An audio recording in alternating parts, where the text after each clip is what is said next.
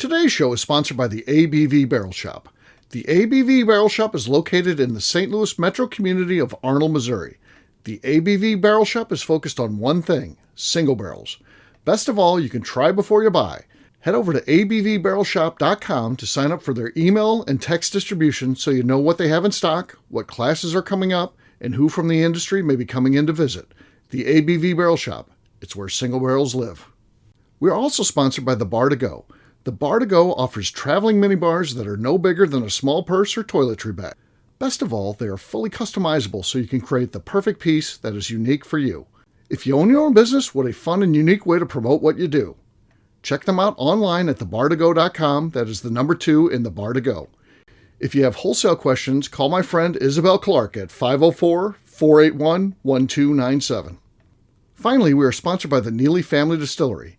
NFD is a family-owned business that keeps ringing up awards in the spirits world. Head to Sparta, Kentucky to experience the family history, award-winning spirits, and meet the Neely family. Check them out online at neelyfamilydistillery.com. Now, on to the show. Let's drink!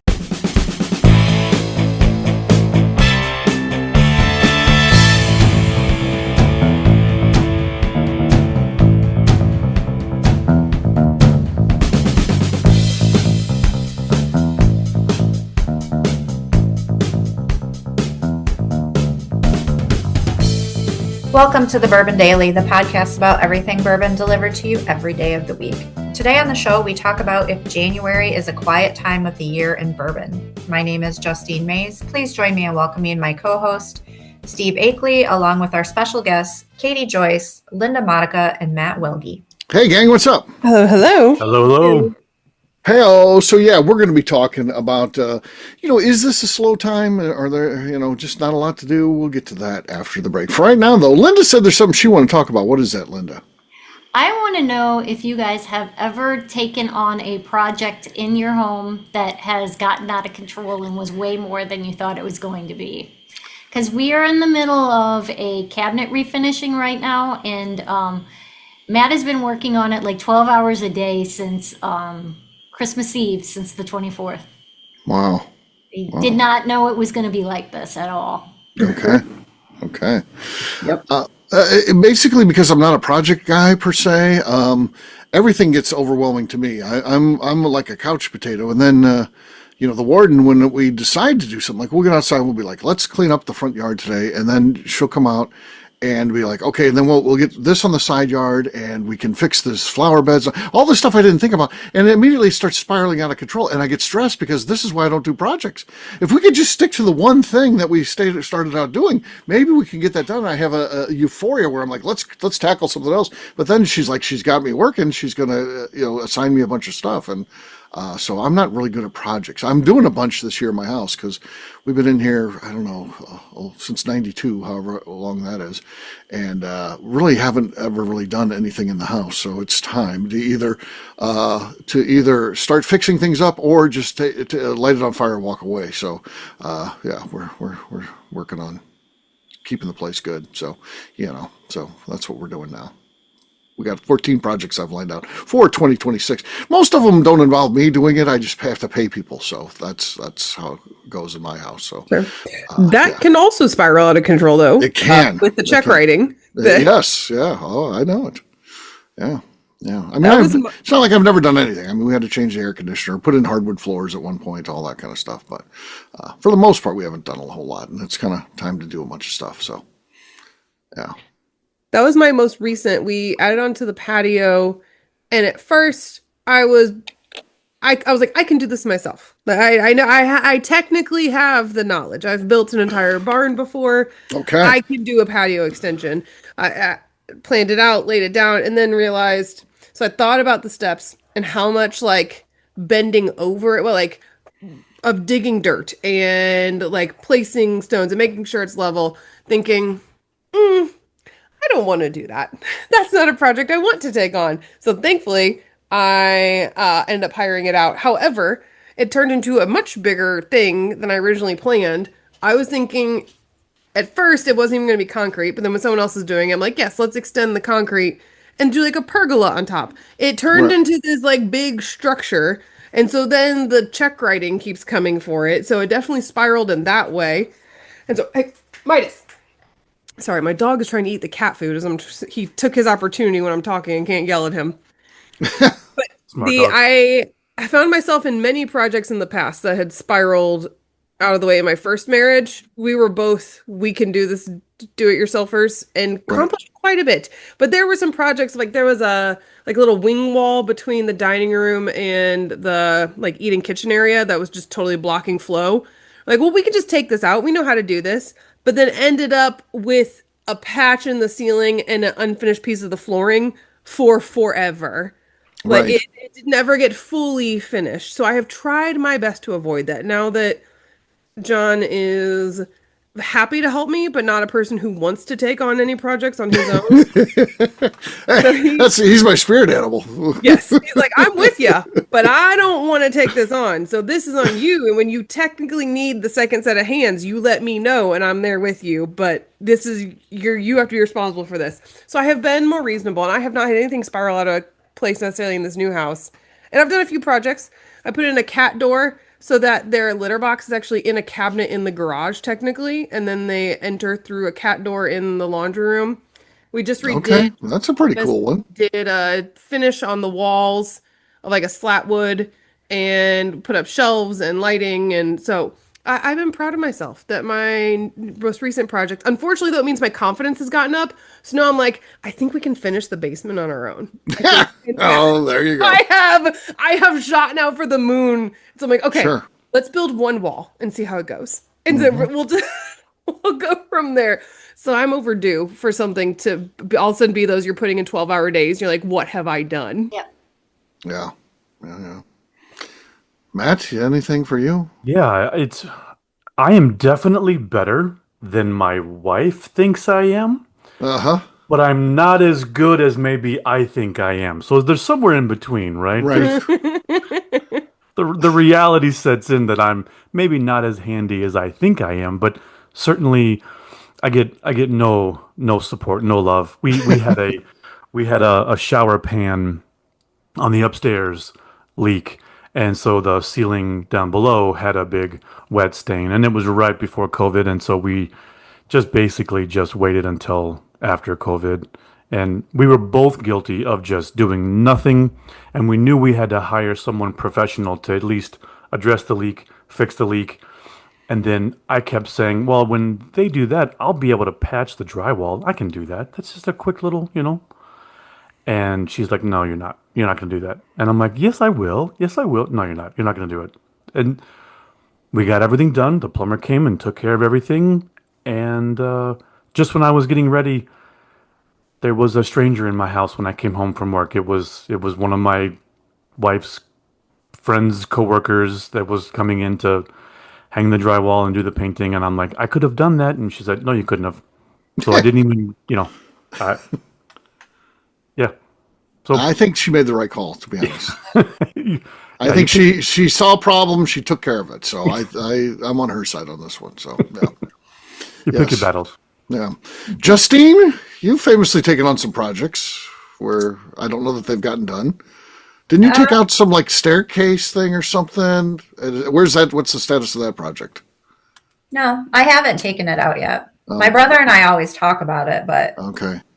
we haven't actually done it yet because every time we think something is going to be an easy job, once we start to take things apart, it's not.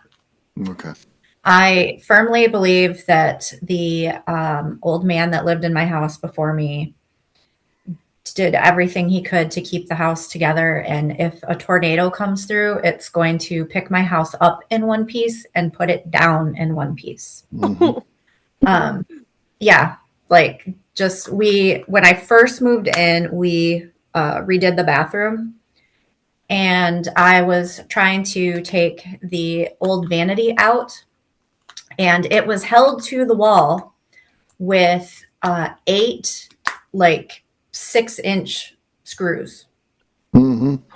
And I'm like, I kept like turning it and turning it and I'm like, is the siding gonna fall off my house? Like, what is happening here? And so Everyone needs lag bolts to hold in a vanity. Yeah. So yeah, there was that. My brother and I went to replace the countertop in the kitchen, and it was nailed in from the other side of the wall. Uh-huh. So basically, it was like they put the countertop in, went into the living room, and nailed the countertop to the studs, and then put plaster up. Okay. So we had to Oh like my gosh. completely like just cut all of the nails so we could rip the old countertop off to put in the new countertop. It was not So, meant to be changed. Yeah. yeah. That's the frustrating thing when you get into of like how you expect it to be put or what you expect the process to be, and then things like that happen, but now you're to the point of no return already.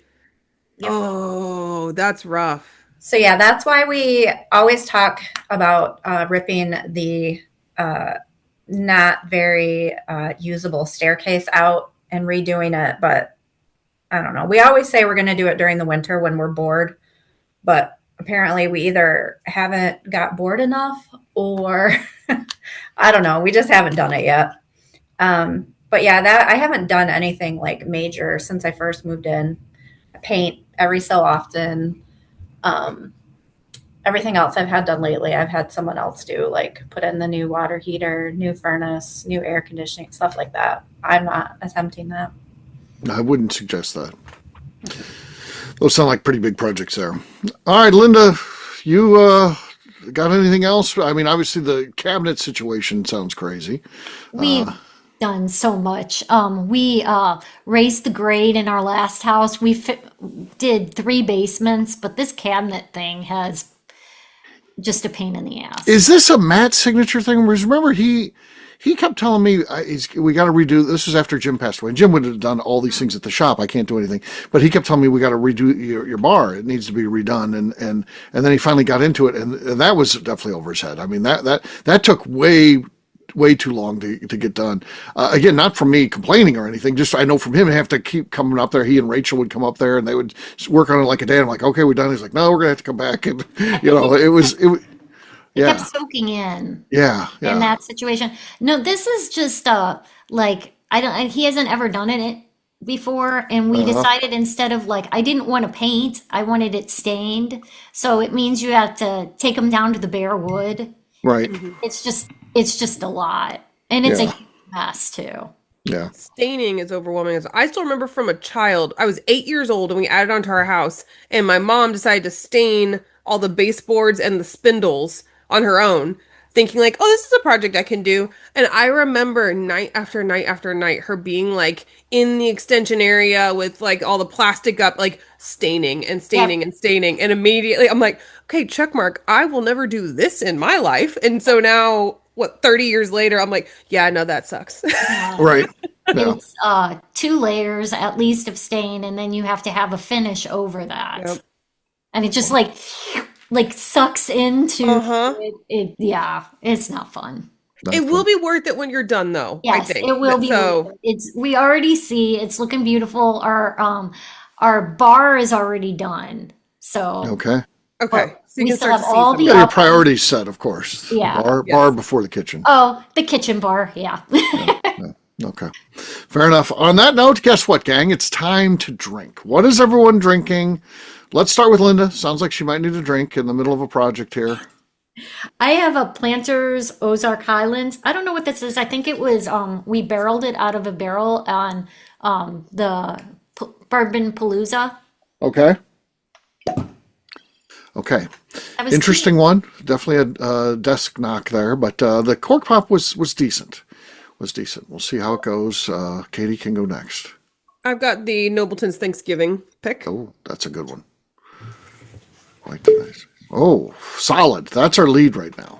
That's our lead. I'm not mad about that. Yeah. Justine, I think doesn't have anything. She's got samples, right? Yeah. Unless you went home again or something.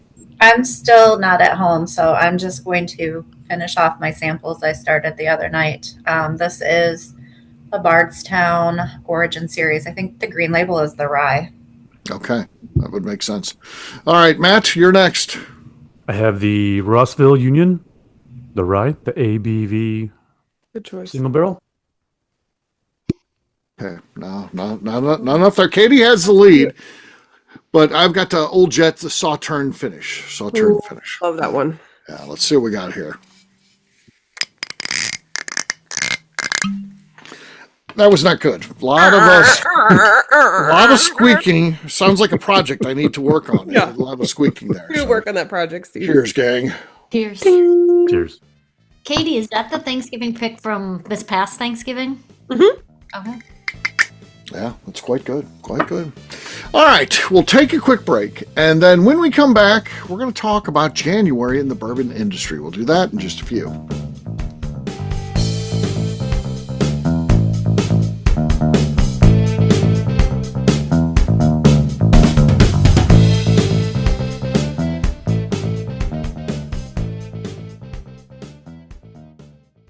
Okay, let's talk about the people that make these shows happen. First up is the Stave and Thief Society. Via their in-person class at Moonshine University in Louisville, Kentucky, the Stave and Thief Society is the place where you, a bourbon enthusiast, can expand your knowledge and emerge an executive bourbon steward.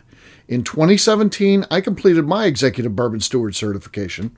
It's the most comprehensive bourbon certification available and connects you with an expansive network of bourbon enthusiasts and professionals. Check out the full listing of in-person and online certifications and join the society today by enrolling at staveandthief.com. Speaking of executive bourbon steward certification, the ABV Barrel Shop in St. Louis, Missouri has developed a unique partnership with the Stave and Thief Society to offer a preparatory class to assist you in getting your executive bourbon steward certification. This prep class costs only $25 and is available to take live or online via Zoom. Graduates of our class receive a coupon code good for 15% off your executive bourbon steward certification held in Louisville, Kentucky. This saves you almost $90. Additionally, you can collaborate with fellow attendees to split travel costs when you go to Louisville. If you're interested in signing up for the class, simply head over to abvbarrelshop.com and check out the classes and events page. Last but not least, we are sponsored by Neely Family Distillery. Royce Neely is the 11th generation distiller in one of America's oldest distilling families. A visit to Neely Family Distillery takes you through family history, where you can see all the artifacts and newspaper clippings through the years from this family that started distilling in America after James Neely arrived from Northern Ireland in 1740. Today, Royce Neely and his team are crafting some of the best spirits in America. Their bourbon and absinthe offerings keep winning top honors in the spirits competitions. Recently, their absinthe made history as the first platinum winner in the absinthe category at the San Francisco Spirits Competition. Neely Family Distillery is definitely a bucket list destination if you are a bourbon fan. Learn more about their spirit offerings, visiting their facility, and the awards they have collected over at NeelyFamilyDistillery.com. And now, back to the show.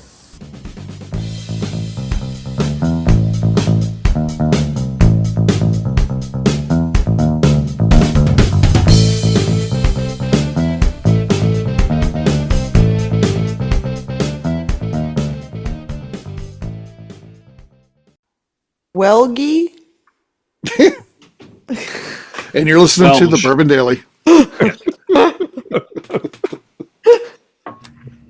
Welcome back. Today on the show, we are going to talk about January in the world of bourbon. Yes, we are. So, what do you guys think about the world of bourbon come January? What are your thoughts about it? When I think of January and drinking, I think of dry January. I think I know a significant number of people who participate in that. Even if they're not going completely dry, I think they're being more mindful of their alcohol consumption. Okay. And so that does probably the first thing that comes to mind if I think about whiskey in January. That's a bad thing. I do think that there's certainly less and less of that. There's not as many people talking about it online. Dry January. It seemed like before in social media. Everybody's on a dry January, and I don't feel that's the case this year, but maybe I'm missing it. The benefit of our current political climate, no one can quite brave a dry January. That's true. So they're just drinking away. Just drinking away. Okay. I think finances too, that December is expensive. Usually have end of the year taxes. Right. For those who pay personal property tax. And then you have Christmas, which ends up being expensive for everyone. And then trying to plan for a new year. So I think it's different in the discretionary spending for January. It is also a time of the year when not necessarily a lot of new releases. That's not to say there's no new releases, but it's not a time when you see a lot of drops. Companies think about it, they're trying to get stuff in before Christmas. That's when a lot of people are going to be buying. So anything that they would have had that would have been ready to drop, for the most part, probably came out in November or December. January tends to be kind of a very quiet time for that. Weather is sketchy, so there's not a lot of festivals or things like that. And of course, I think most people, they table travel a little bit. I mean, it doesn't necessarily wipe it all out, but I think a lot of people look at the weather and be like, I hate to plan a trip, late January and not be able to go on it because it's snowing or, icing or something. Yep. So I do think it slows that down too. So it is a slow time of the year. And I think the majority of the distilleries I would think of to visit would be middle or even northern weather-wise. There's not a whole lot in southern states that come to my mind immediately. I mean, there are some, but not as many as obviously throughout Kentucky, but then Colorado, Indiana, all the states that are getting significantly cold. Right. Be careful referring to Kentucky as a northern state, though. They want to be southern. I don't think they are. I honestly don't think they're not. They're really about the same as St. Louis, really. They're their own category. They definitely give them that. They want to be as southern as as like Georgia's considered and stuff like that. Because I can understand a southern dialect to a decent degree, right. But you get into the backwoods of Kentucky, and I cannot understand a single word they are saying. Yeah, at all. And we have a friend that knows this, and so he'll start bringing out his Kentucky, and I just sit there smiling and nodding, not having a single clue. John's uncle does the same thing all the time. I mean, they're fucking with me. I'm like, that's fine. I don't think I'm ever going to pick this up. You're your own unique category. Right. Let's not forget Royce Neely was on Moonshiners, and they had to use subtitles on him. That's right. Guys speaking his native tongue, and you have to use subtitles on him. So that's unfortunate. And I just think he got more into Kentucky. He's from Eastern Kentucky, which is, the deep woods of Kentucky. And I think on that show, I don't think you're consciously saying, I'm going to be fall into this playing a hillbilly. But next thing you know, you're wearing your overalls, no shirt, and you're talking like that. Oh. Your Appalachia's showing. Yeah. Hey, Royce, your Appalachia showing. Turns around, zips upward. Nothing to do with it. Yeah. So, yeah. There is some saving grace, though, right? I mean, the ABV Barrel Shop, we've got a full-on festival. And here's the crazy thing. If you go back 2 weeks ago, our attendance was really bad, or also it's just coming together now. There's tickets being bought. People wanted to see the weather first, even though we said we'd refund your money if weather's an issue. I don't think they cared. Either they didn't believe us, or they thought, well, they'll be making a call and maybe I'm saying it's bad and they're not saying it's bad, and I lose out on my money. So now the long term, we're within the 10-day weather forecast of it as we record this, and it's going to be in the 40s and everyone's buying tickets. So we're about 3/4 sold out. And I talked to Darren today, and he's under prediction we're going to completely sell out based on the rate that we're selling right now. We'll see. I think we're going to be pretty close to it. So that's pretty awesome. So, and then of course, a big one at the end of January. Haven't heard anything about it yet. They definitely do things their own way. But once again, Nobleton's will be doing their anniversary party on, the third Saturday in January or whatever. I don't have the date. The 24th. The 24th, yeah, that sounds right. Yeah. So yeah, they haven't said a whole lot about that yet, but that is coming. So get ready if you're into that. So we got some things around here for sure that are happening in January. So anybody else got something they're doing in January that's of note?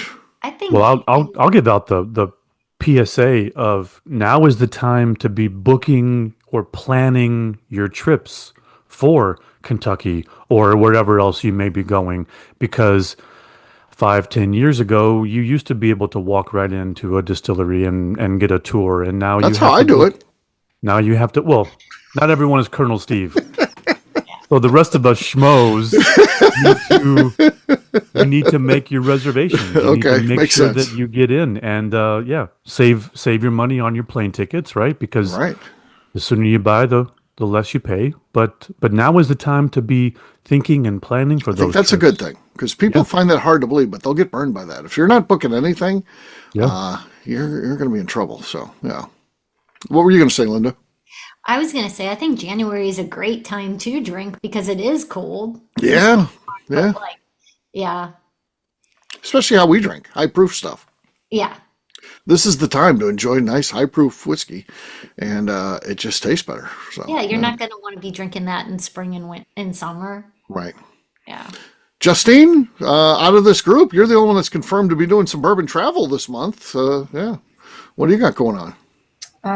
I'm coming down to St. Louis Okay. to Woohoo! work. Yeah. So as I'm we're taking a vacation to work. to work, yes. That's good. That's good. Although I don't know what my job is yet. Yeah. Yeah. Your job. Well, you got a couple, unfortunately. So you got assigned one today.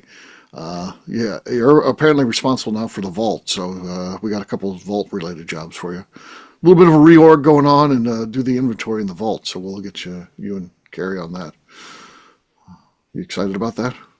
Oh, yeah. Clothes.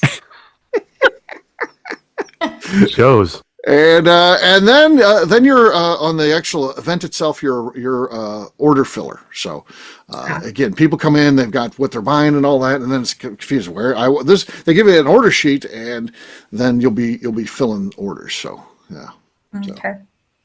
that's not a bad gig. No, So I'm okay with that now. I thought I was going to be on the vault where people No. come in and attack me for a bottle. no vault. I can do inventory and reorganization. Yeah, that's before the festival. Organization's but the yeah. best. I love a good project of organize this. I mean, I did that last time I was there. Right.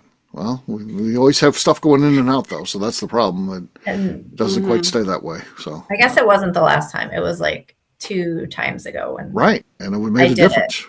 Yeah. because the last time I was there was for the Artisan Festival, and I walked into the vault room and about died. Well, there's a lot. Like I said, So much stuff shoved in there to make room for other things. yeah. So, well, you'll be able to have some fun organizing. I know you like that. We also said, "Ooh, the T-shirts look really bad." We were like, Justine will be coming. I bet you these will all be folded perfectly squared.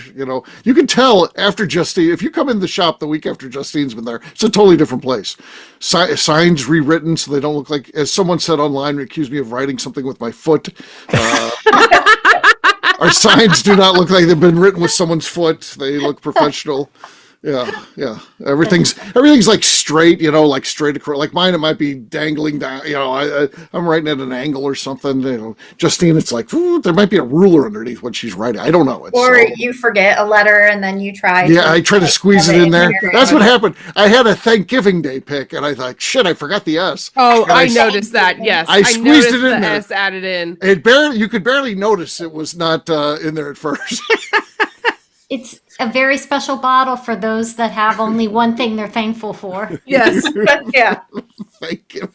Thanksgiving. Yeah, and I could only fit it in there sideways, so it had to be kind of sideways, and then I double traced it. That was a mistake.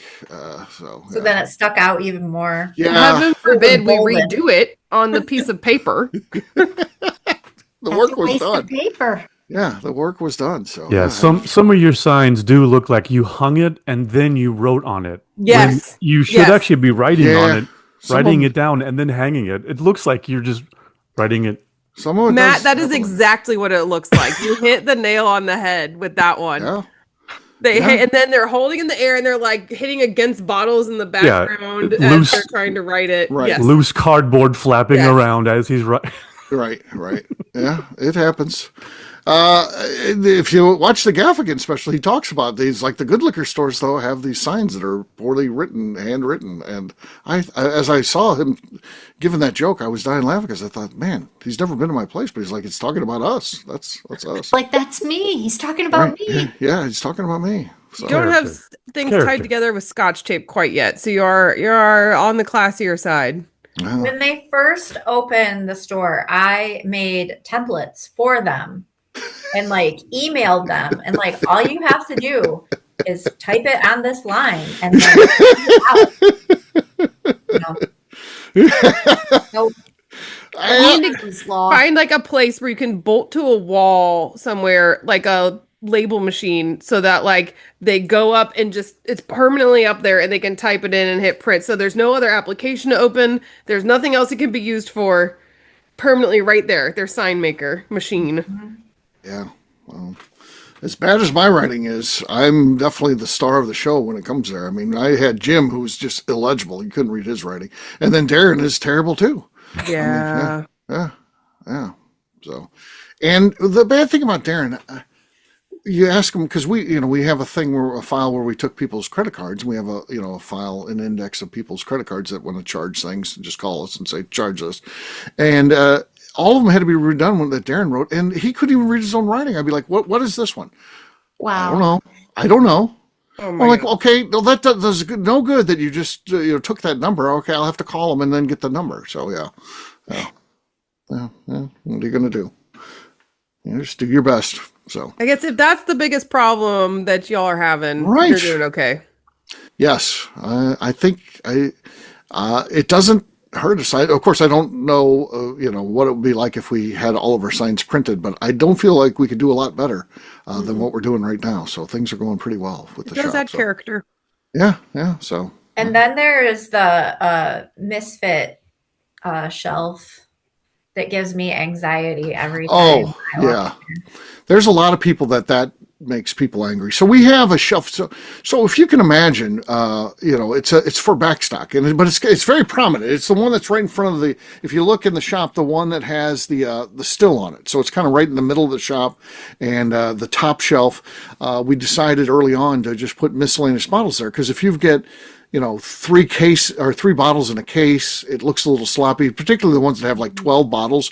So you just want to remove those, take those out, and then put it where then a full case is there for the customers can shop a full case. What do you do with those 3 bottles though? There, if you got if you're Total Wine, maybe you got enough space on the shelf, you just scooch something. We don't have space like that. We're not on shelves for the most part. We're You in have no boxes. scooching space. Yeah, we don't have scooch space. So we we started this shelf where you just put them randomly there, and then you fill it as so. If I take those 3 bottles, I put them on that shelf. They're not price marked or anything. I initially thought it would be people would see it for what it is. It's just backstock. So there's people that love shopping that for some reason because they think there's hidden gems in there, and that's why we keep it. It ends up being something that is it's just. I mean, there's people like Justine where it makes them angry. They're like, why is this mess up here? Or there's no prices on any of this. You do get some of that. I have to be truthful. That does happen. But more often than not, and again, the warden also was very angry about that and said, I can fix this and put everything in rows and then price marked it. That's not what that shelf ends up being for, and no one would shop it. When it was nice and neat. But when it's messy, people will shop it. And she even has to admit that. You can ask her that. Ask her about when she made it nice and neat, how many people shopped it, because no one did, versus when it's just a mess. For some reason, people are drawn to it. Again, not everyone. Some people it makes them angry, but those that do, that's where they want to shop the store. It's weird, but it's cool. That's the same reason why I don't shop at like TJ Maxx or Marshalls or anything like that. Oh God, no. I can't. I cannot. I'm not digging for something for a deal. Oh, the shoe department at Kohl's isn't a journey for you? I was about to say Kohl's. Yes, Right. exactly, Matt. Oh God. I've had to order I online a used million to work times at over. Kohl's, But and Oh, I'm so sorry. for the most part, I was like back in customer service. But there were Okay. times where we were like short staffed, and like I would have to work in the shoe department or the clothing department and like clean out the fitting rooms and stuff. But It's not Yeah. the store's fault. It's just that humans are just awful. Yes. Yeah. People Yeah. are just disgusting and awful. I That's can't the help reason. myself. That's the problem. Anytime I'm in Kohl's, I have to like put 6 things back into their proper places that weren't there before I can leave the store at minimum. So like if I ever go in there and I'm looking through like, especially like the sale section where it's all just Yeah. a horrible mess, I have to like fix several hangers, take 3 things that are in the wrong section, put them back over to the right section, so at least I can feel like I did my part before I walk away. Otherwise, I'm just like so off kilter that it will continue to mess with me, knowing that I walked away and left it like that. My mom hates going shopping with me because I do that. And she'll be like, Justine, you do not work here. Like, no, but I would hate myself if I had to walk into this mess with 1,000 items out of place. Now there's 994 thanks to me. So Yeah. Yeah.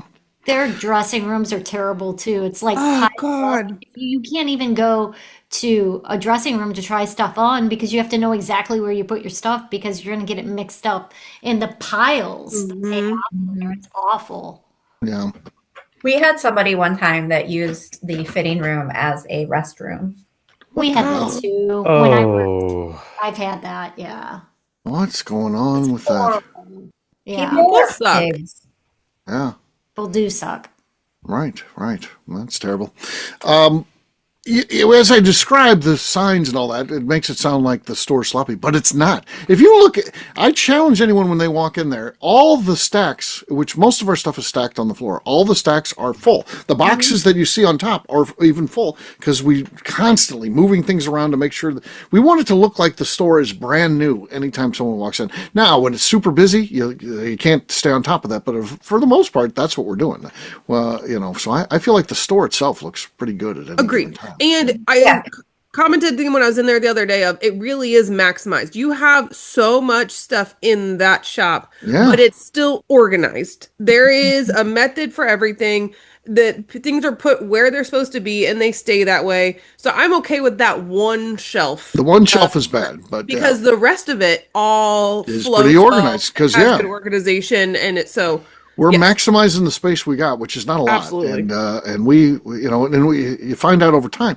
I feel like if this would have been going back to July of 2022 and you just drop all the inventory that we've got right now and to Jim and I and be like, all right, now just put this in the shop. This is going to fit. We would have been like, what the, there ain't no way. We need half of the amount that you've got here. So it's been a pretty cool process for sure. Figuring out how to utilize that store. So it's fun. So there you go. All right. On that note, we'll wrap this one up as we always do by talking about where people can find us. Matt, we're going to start with you. Where can people find you? you can find me across all socials at Whiskey Tequila Fridays Podcast. All right, Linda. Linda Monica across all the socials. All right, Katie. You can find me only on Instagram. Do not go to the other socials. At Katie Proof.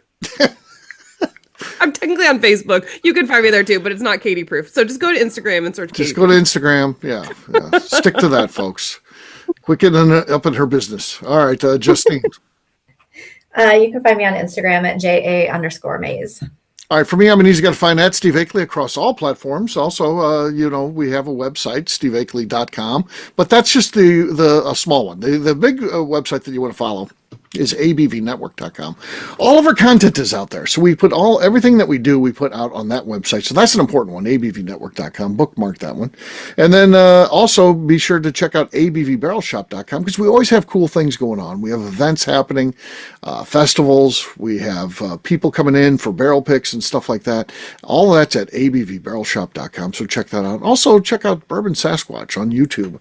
We're doing some good things, creating some fun videos there on YouTube. Bourbon Sasquatch. Justine, anything else to say before we get out of here? I would just like to remind the audience to please give us a 5-star review. That includes comments. That helps new people find the show, which is very important to us. Also, if you like what we're doing, please visit our Patreon page at patreon.com/the ABV Network. Great job today, gang. For audience, we'll have a brand new show for you tomorrow. Looking forward to that. Until then, take care, everybody. See ya. Bye. Bye-bye. Cheers. Bye.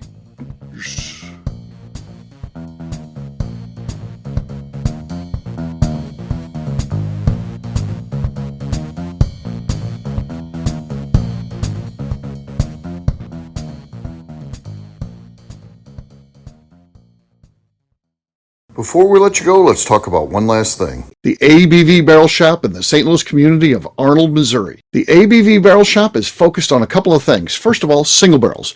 We are the place where single barrels live. We go to distilleries, taste through the whiskey, select the best barrel, and have it shipped to our store where we present it to you, our customers, by allowing you to try before you buy. We're also known for the classes that we have in our education center in the store, as well as the events we have with industry professionals from the bourbon business. If you're in the St. Louis area, please come by and visit us at 6 Fox Valley Center in Arnold, Missouri. Or at a minimum, at least sign up for our email and text distribution so you know exactly what's going on in our shop over at abvbarrelshop.com. This is Steve Akeley, owner of the ABV Network, signing off. We thank you for listening to our programming and truly appreciate your support. The Bourbon Daily is part of the ABV Network. For more information or to become a sponsor, please visit abvnetwork.com. Thanks for listening and cheers. This has been a Steve Akeley production.